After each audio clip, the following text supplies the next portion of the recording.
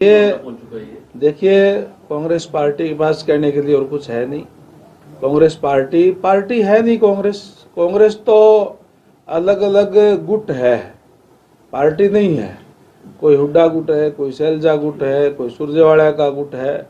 और आज जो उन्होंने कारनामे किए अपनी सरकार के समय में, जिस तरीके से युवाओं के साथ धोखा करने का काम किया, नौकरियां बेचने का काम किया और केवल और केवल गरीब लोगों से वोट हथियाने के लिए एक ही बात कही कि कांग्रेस का हाथ गरीब के साथ, और जब सरकार उनकी बनी तो केवल और केवल उनके साथ धोखा करने का काम किया, कुछ देने का काम नहीं किया।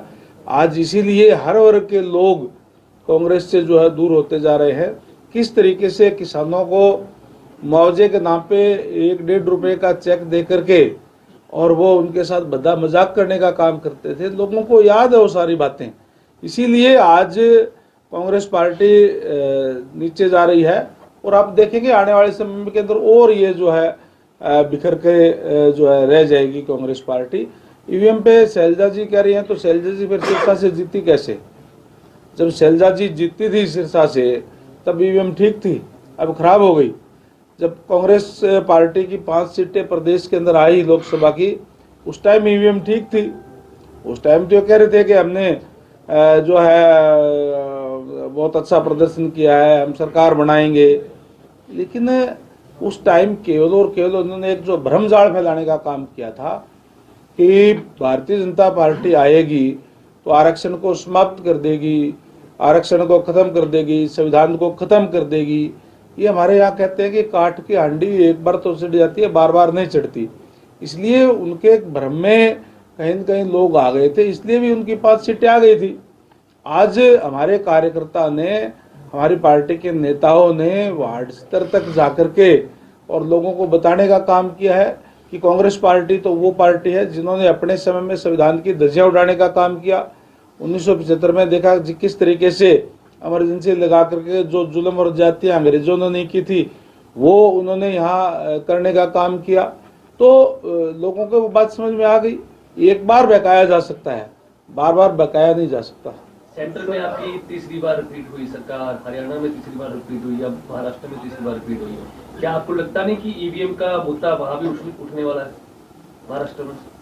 ईवीएम का मुद्दा तो मैं अभी कह तो रहे कि ईवीएम के मुद्दे के लिए उन्होंने कल भी प्रेस कॉन्फ्रेंस करी है। उनके पास एक ही बात है कि ईवीएम जब वो हार जाते हैं तो ईवीएम खराब है। हमने चुनाव के अंदर भी माननीय सीएम साहब ने, नायब सैनी जी ने पहले ही कह दिया था, क्योंकि हम लोगों के बीच में रहते हैं और लोगों का हमें पता है भी क्या रुझान है। और उन्होंने कहा था कि जैसे ही रिजल्ट आएगा कांग्रेस एक ही बात कहेगी कि ईवीएम खराब है, और वही उन्होंने कहा। कुलदीप बिश्नोई की चर्चा चल रही है कि वो कांग्रेस में जा सकते हैं, क्या किसने चर्चा करी है? किसने चर्चा करी? सोशल मीडिया तो आज आप कुछ ही लिख दें।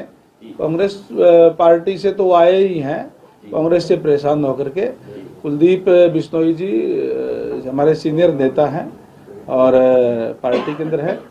सर 2026 में नया परिसीमन हो जाएगा, जो 90 अब सीटें हैं में भी 100 से ज्यादा हो जाएंगी, तो उसको लेकर क्या कुछ तैयारी, और विधानसभा जो अपना अलग बनने जा रहा है उसके लिए क्या कुछ प्लानिंग चल रही है?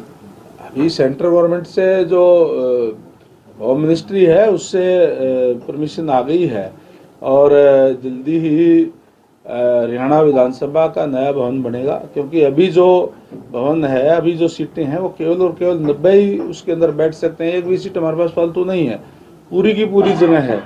तो स्वाभाविक है जब परिसीमन होगा और सीटें जब बढ़ेगी तो और ज्यादा व्यवस्था उसके लिए चाहिए। चर्चा ये भी है कि रोहतक लोकसभा सीट को भी तोड़ा जा रहा है, झज्जर नाम दिया जा रहा है इस पे। ये काम परिसीमन जब करते हैं तो एक व्यवस्था है उसके तहत किया जाता है।